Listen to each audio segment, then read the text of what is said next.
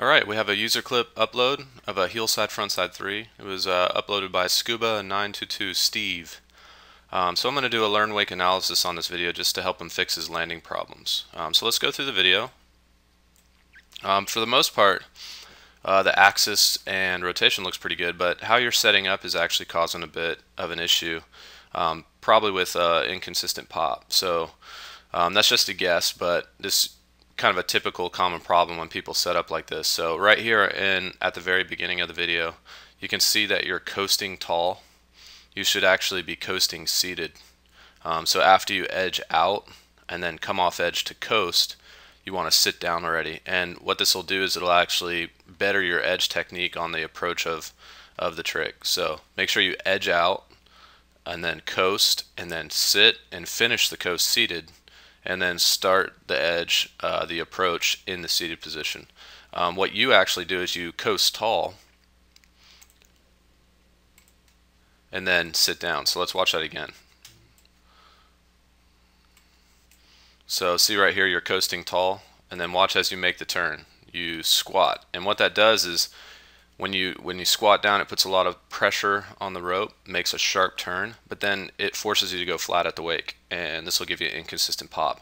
Not the problem necessarily with the landing, but it can just give you inconsistent results. So go ahead and fix that. But let's look at the landing and see why exactly you're falling like that every time. So let's look at the slow-mo version because it's easier to see. The pop, the rotation, everything looks good, but look at your head right here. You're already looking at the boat, and what that does is it causes you to over-rotate just a little enough, or just enough, as the board finishes the landing, and it makes you kind of slide the tail towards 5, and it'll make you fall back. So, and you can see it right there, just a little bit too much.